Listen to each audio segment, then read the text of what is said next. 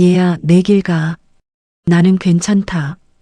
이 말이 내 심장에 박힌 건 어둠이 내려앉은 그날 밤이었습니다. 저는 박미영, 34, 함경북도 회령 인근 이름조차 기억되지 않는 작은 마을에서 살았습니다. 남편은 3년 전 강제노역 중 사고로 세상을 떠났고 남은 가족이라곤 병든 시어머니 한 분뿐이었습니다. 어머니는 걷지도 못했고 기억도 흐릿했지만 제 이름만큼은 또렷이 불러주셨습니다. 미영아, 고맙다. 그 한마디가 저를 버티게 했습니다. 농사와 장사를 오가며 하루하루 연명했고 어머니의 약을 구하러 장마당을 뛰어다녔습니다. 하지만 세상은 점점 더 좁아졌습니다. 식량 통제는 심해졌고 단속은 잦아졌으며 장마당은 폐쇄되기 일쑤였습니다. 약 하나 구하는 게 전쟁이었습니다. 어머니의 숨소리는 점점 가빠졌습니다. 그러던 어느 날 국경에서 돌아온 이웃 여자가 제 귓가에 속삭였습니다. 살고 싶으면 남쪽으로 가야지. 여긴 답이 없어. 구독, 좋아요 누르고 계속 시청해주세요. 그날 밤 방 안에 앉아 어머니의 가느다란 손을 잡고 있었습니다. 어머니는 제 손을 꼭 쥐며 말씀하셨습니다. 얘야, 내 길 가. 나는 괜찮다. 가슴이 무너져 내렸습니다. 내 길 가라고요? 어머니를 두고요? 아니, 그럴 순 없었습니다. 남편을 잃고 혼자 남았을 때 저를 끝까지 붙잡아 준 건 이 사람이었습니다. 며느리도 아닌 딸처럼 대해주신 이 사람을 이제 와서 혼자 살겠다고 등 돌릴 순 없었습니다.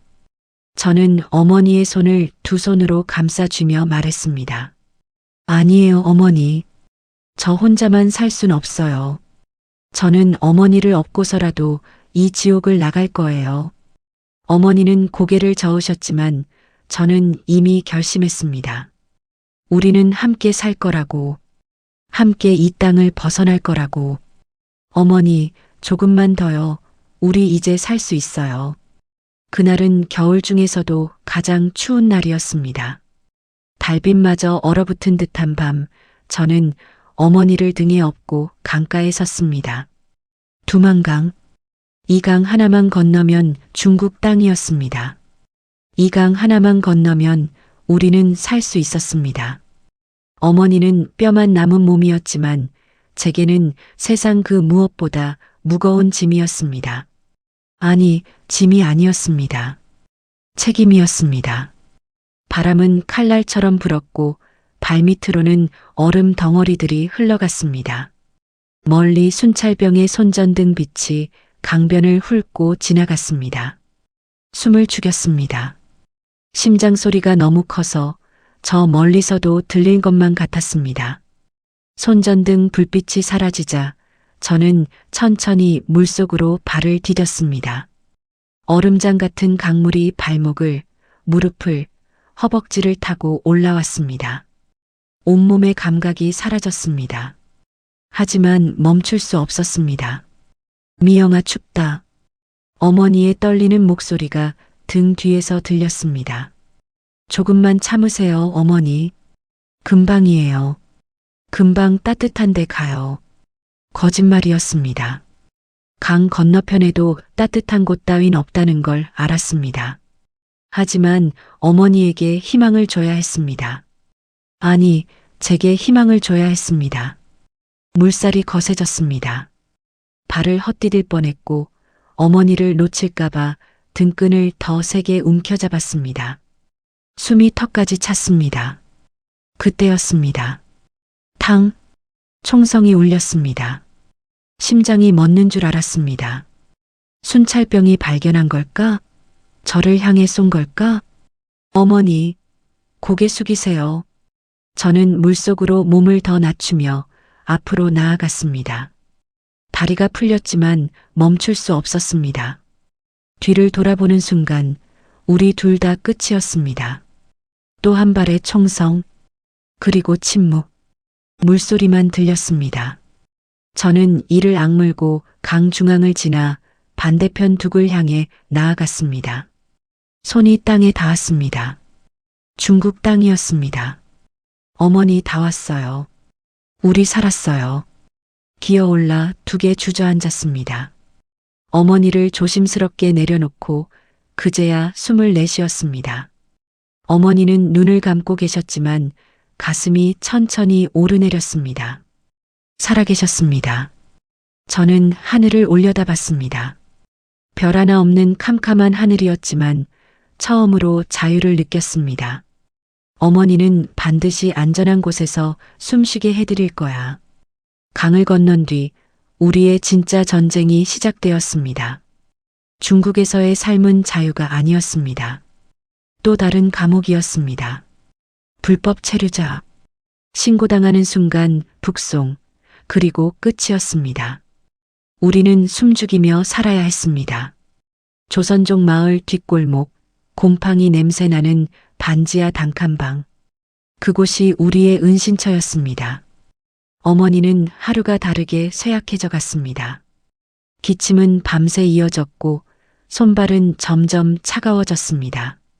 약이 필요했습니다. 돈이 필요했습니다. 저는 낮에는 공장 청소를, 밤에는 식당 뒤편에서 설거지를 했습니다. 얼굴을 드러내선 안 됐기에 늘 모자를 깊이 눌러 쓰고 고개를 숙였습니다. 하루 15시간을 일해도 손에 쥐는 돈은 고작 몇십 위안. 그마저도 방세와 약값으로 사라졌습니다. 그러던 어느 날 식당 주인이 작은 쪽지를 건넸습니다. 한국 가고 싶으면 이 사람 찾아가 봐. 브로커야. 한국. 그곳에 가면 정말 살 수 있을까요?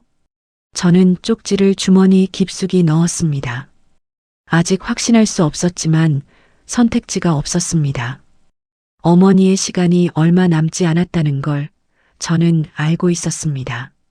며칠 후 저는 쪽지에 적힌 주소를 찾아갔습니다. 허름한 여관 뒷방.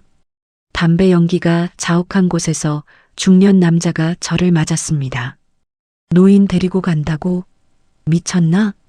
남자는 비웃듯 말했습니다. 아니요. 제 어머니예요. 반드시 데리고 갈 겁니다. 그럼 돈이 2배야. 노인 하나 더 데려가려면 위험도 2배거든. 가슴이 철렁 내려앉았습니다. 지금 가진 돈으론 턱없이 부족했습니다. 얼마나 더 벌어야 하죠? 최소 반년은 더 일해야 할 거야. 반년. 어머니가 반년을 버틸 수 있을까요? 저는 주먹을 쥐었습니다. 알겠습니다. 제가 알아서 벌겠습니다. 그날부터 저는 잠을 줄였습니다. 새벽 4시에 일어나 공장으로 향했고 밤 11시가 넘어서야 방으로 돌아왔습니다. 손은 갈라졌고 허리는 끊어질 듯 아팠지만 멈출 수 없었습니다. 방에 돌아와 어머니의 이마를 짚을 때마다 다짐했습니다. 어머니는 반드시 안전한 곳에서 숨쉬게 해드릴 거라고. 우리는 반드시 한국에 갈 거라고. 제가 알아서 벌겠습니다. 어머니는 제 전부니까요. 석 달이 지났습니다. 손톱 밑은 때와 피로 검게 물들었고 허리는 펴지지 않았습니다. 하지만 돈은 조금씩 모였습니다. 구겨진 지폐들을 방바닥 밑 틈새에 숨기며 매일 밤 세어봤습니다. 아직 절반도 안 됐지만 포기할 수 없었습니다. 그런데 어느 날 브로커에게서 급한 연락이 왔습니다. 다음 주에 출발한다. 못 가면 다음 기회는 없어. 가슴이 철렁했습니다. 아직 돈이 부족했습니다. 거의 반밖에 모으지 못했습니다. 조금만 더 시간을 주세요. 제가 꼭 채울게요. 시간이 없어. 단속이 심해졌다고. 이번 아니면 끝이야. 전화가 끊겼습니다. 저는 벽에 등을 기댄 채 주저앉았습니다. 어떡하죠? 이대로 포기할 순 없는데. 어머니는 이제 거의 일어나지도 못했습니다. 다음 기회까지 버틸 수 있을까요? 그날 밤 저는 공장 사장을 찾아갔습니다. 무릎을 꿇었습니다. 사장님, 부탁이 있습니다. 제게 성금을 주실 수 없을까요? 석 달치라도. 사장은 고개를 저었습니다. 미안하지만 안 돼. 당신 같은 사람한테 돈 빌려줬다간 다신 못 받아. 반드시 갚겠습니다. 제 목숨을 걸고. 목숨으로 뭘 갚아? 그냥 포기해. 문이 닫혔습니다. 저는 골목길을 비틀거리며 걸었습니다. 눈물이 났지만 흘릴 시간도 없었습니다. 다른 방법을 찾아야 했습니다. 그때 누군가 제 앞을 막아섰습니다. 식당 주인 아줌마였습니다. 얼마나 부족한데? 거의 반이요. 아줌마는 한숨을 쉬며 주머니에서 두툼한 봉투를 꺼냈습니다. 이거 가져. 다 줄 순 없지만 조금이라도 보태. 아줌마 이걸 어떻게. 됐어. 나도 그 길 걸어온 사람이야. 내 마음 안다고. 아줌마는 제 손에 봉투를 쥐어주고 돌아섰습니다. 어머니 꼭 모시고 가. 후회하지 말고. 저는 그 자리에 주저앉아 울었습니다. 세상 모든 게 적이라고 생각했는데 아직 사람이 남아 있었습니다. 사흘 후 저는 브로커를 다시 만났습니다. 부족한 돈과 아줌마가 준 돈을 모두 내밀었습니다. 이게 답니다. 조금 부족하지만 제가 한국 가서 갚을게요. 브로커는 돈을 세어본 뒤 한숨을 내쉬었습니다. 노인 데리고 가는 건 처음이야. 잘 생각한 거 맞아? 네. 제가 알아서 벌겠습니다. 어머니는 제 전부니까요. 브로커는 고개를 끄덕였습니다. 다음 주 화요일 새벽. 늦으면 못 태워. 어머니, 우리 정말 가요. 이제 끝이에요. 화요일 새벽 3시. 저는 어머니를 업고 약속 장소로 향했습니다. 어둠 속에서 트럭 한 대가 기다리고 있었고 몇 명의 사람들이 이미 짐칸에 올라타 있었습니다. 모두 저처럼 숨죽여 살아온 사람들이었습니다. 브로커가 손짓했습니다. 빨리 타. 시간 없어. 짐칸 바닥에 어머니를 조심스럽게 눕혔습니다. 어머니는 가느다란 숨을 몰아쉬며 제 손을 잡았습니다. 미영아, 미안하다. 무슨 말씀이세요? 곧 따뜻한 곳 가요. 트럭이 출발했습니다. 덜컹거리는 흙길을 몇 시간이나 달렸고 우리는 비좁은 공간에서 숨도 제대로 쉬지 못한 채 서로를 의지했습니다. 해가 뜨고 다시 해가 졌습니다. 국경을 넘고 검문을 피하고 또 다른 차로 갈아탔습니다. 며칠이 지났는지 알 수 없었습니다.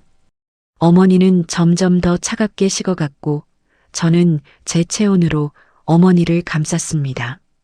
그리고 드디어 도착이다. 공항이야. 공항. 한국으로 가는 비행기가 있는 곳. 저는 어머니를 다시 업고 공항 안으로 들어갔습니다. 사람들이 웃으며 지나갔고 밝은 조명이 눈부셨습니다. 이곳은 제가 알던 세상과 너무 달랐습니다. 탑승구 앞에서 브로커가 서류를 건넸습니다. 이제부터 당신들은 이 이름이야. 절대 실수하지 마. 가짜 서류, 가짜 이름. 하지만 이것만이 살 길이었습니다. 비행기에 올랐습니다. 좁은 좌석에 어머니를 앉히고 저는 그 옆에 붙어 앉았습니다. 안전벨트를 매는 손이 떨렸습니다. 엔진 소리가 커졌고 비행기가 움직이기 시작했습니다. 창밖으로 땅이 멀어졌습니다. 우리가 살았던 곳이, 고통받았던 곳이 점점 작아졌습니다. 저는 어머니의 손을 꼭 쥐었습니다. 어머니, 우리 정말 가요. 이제 끝이에요. 어머니는 눈을 뜨지 못했지만 입가에 희미한 미소가 번졌습니다. 미영아, 고맙다. 눈물이 흘렀습니다. 강을 건널 때도 단속을 피할 때도 매일 밤 허리가 끊어지도록 일할 때도 참았던 눈물이었습니다. 이제 울어도 괜찮았습니다. 이제 숨어 살지 않아도 됐습니다. 비행기는 구름 위를 날았고 저는 창밖을 바라봤습니다. 햇빛이 눈부시게 쏟아졌습니다. 우리는 드디어 자유를 향해 날아가고 있었습니다. 하지만 저는 몰랐습니다. 이 자유가 어머니에게 남은 마지막 시간이 될 줄은. 내가 나를 살렸어. 넌 내 딸이다. 한국 땅에 발을 디딘 지 일주일째 되던 날, 임시보호시설의 작은 방. 어머니는 침대에 누워 계셨고 저는 그 옆에서 떠날 수 없었습니다. 기침은 더 심해졌고 숨소리는 점점 가늘어졌습니다. 의사가 왔습니다. 청진기를 대고 고개를 저었습니다. 많이 약해지셨어요. 나이도 있으시고 최선을 다해 볼게요. 최선? 그 말이 무섭게 들렸습니다. 의사가 나간 뒤 저는 어머니의 손을 잡았습니다. 뼈만 앙상하게 남은 손이었습니다. 한때 저를 쓰다듬어 주던, 밥을 먹여주던 그 손이. 어머니, 괜찮아지실 거예요. 우리 여기까지 왔잖아요. 어머니는 천천히 눈을 떴습니다. 흐릿하지만 제 얼굴을 바라보고 계셨습니다. 미영아. 네, 어머니. 여기 있어요. 어머니의 입술이 움직였습니다. 미안하다, 너 혼자 고생만 시켰구나. 무슨 말씀이세요? 어머니가 있어서 제가 버틸 수 있었어요. 어머니는 고개를 저었습니다. 아니야, 넌 날 버리고 혼자 갈 수도 있었어. 절대 그럴 수 없었어요. 어머니는 제 전부예요. 어머니의 눈에서 눈물이 흘렀습니다. 마른 볼을 타고 베갯니드로 스며들었습니다. 내가 나를 살렸어. 목소리가 떨렸습니다. 강물에서도 추운 밤에도 넌 날 놓지 않았어. 저도 눈물이 났습니다. 참으려 했지만 멈출 수 없었습니다. 당연한 거예요, 어머니. 어머니가 저한테 그러셨잖아요. 며느리가 아니라 딸이라고. 어머니는 제 손을 꼭 쥐었습니다. 마지막 힘을 다해 쥐어짜듯 잡았습니다. 넌 내 딸이다. 그 말을 남기고 어머니는 천천히 눈을 감았습니다. 숨소리가 멎었습니다. 어머니, 어머니. 저는 어머니를 흔들었습니다. 하지만 어머니는 대답하지 않았습니다. 의료진이 달려왔고 저는 복도로 밀려났습니다. 문 너머로 응급처치 소리가 들렸지만 저는 알고 있었습니다. 어머니는 이미 떠나셨다는 것을. 저는 복도 바닥에 주저앉았습니다. 강을 건널 때도 트럭에서도 비행기에서도 흘리지 못했던 눈물이 터져 나왔습니다. 소리 없이 끝없이 흘렀습니다. 어머니를 살리려고 여기까지 왔는데, 어머니와 함께 새로운 삶을 살려고 했는데, 결국 어머니는 자유를 누리지 못하고 떠나셨습니다. 저는 무릎을 끌어안고 울었습니다. 세상 그 무엇도 저를 위로할 수 없었습니다. 어머니를 지킨 것처럼 여기서도 누군가를 지키자. 장례를 치렀습니다. 작은 화장터에서 단 3명만이 모인 자리였습니다. 보호시설 직원 2명과 저. 어머니를 배웅할 사람은 그게 전부였습니다. 유골함을 받아들었을 때 손이 떨렸습니다. 이 작은 상자 안에 어머니의 모든 것이 담겨 있었습니다. 제 등에 엎였던 무게가 이제는 이렇게 가벼워졌습니다. 어머니 편히 쉬세요. 바람이 불었습니다. 마치 어머니가 대답하는 것 같았습니다.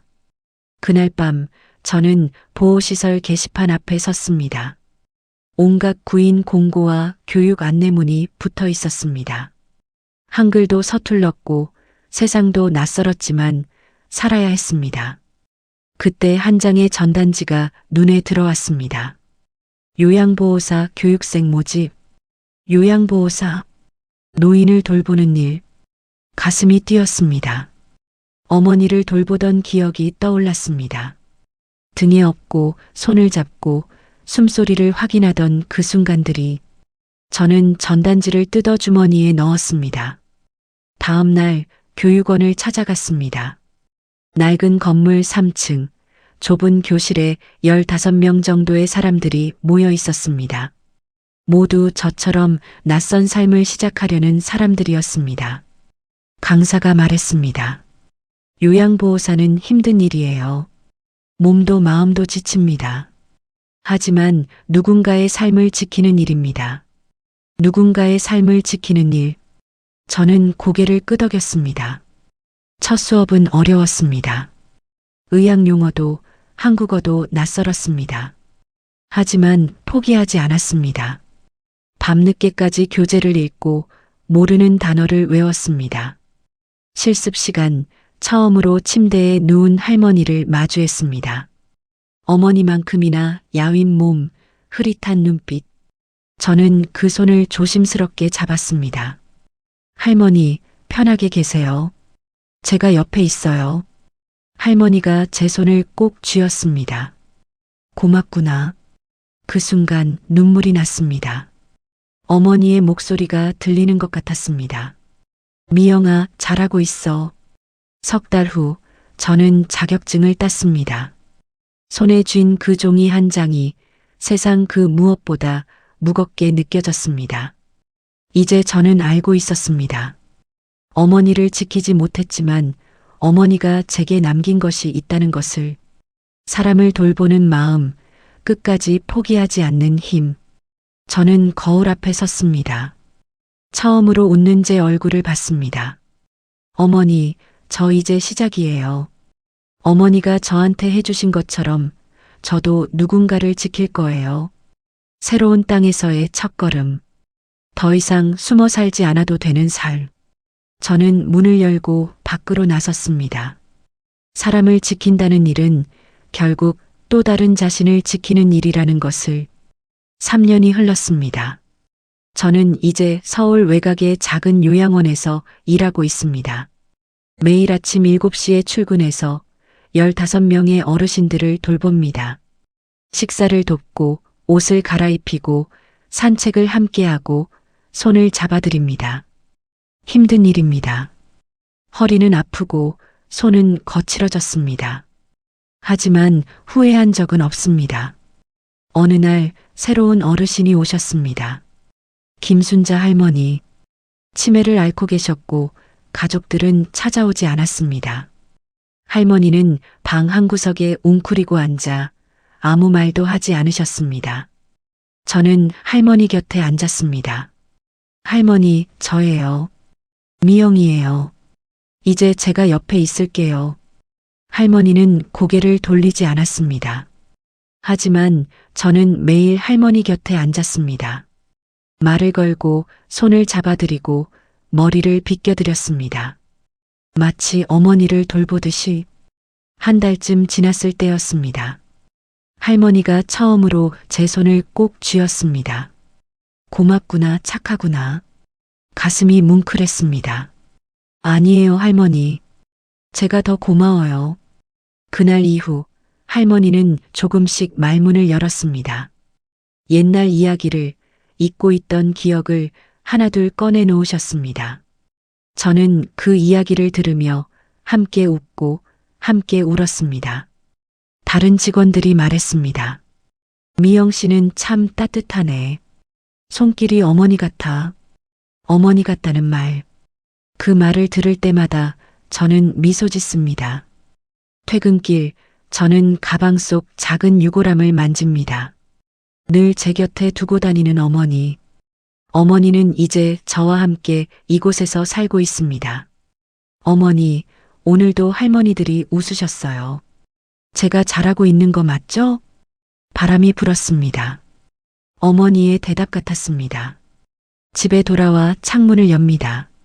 서울의 불빛이 반짝입니다. 낯설었던 이 땅이 이제는 제 집이 되었습니다. 거울 앞에 섰습니다. 거울 속 제 얼굴은 예전보다 조금 더 주름이 생겼지만 눈빛만큼은 살아 있었습니다. 이제 저는 알고 있습니다.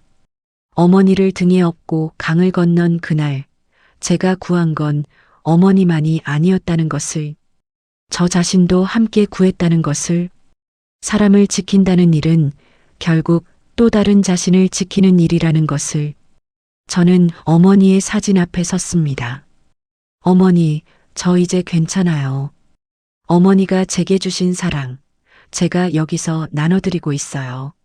사진 속 어머니는 웃고 계셨습니다. 내일도 저는 요양원에 갈 것입니다. 누군가의 손을 잡아드리고 누군가의 이야기를 들어드릴 것입니다. 그리고 그 순간마다 저는 어머니를 느낄 것입니다.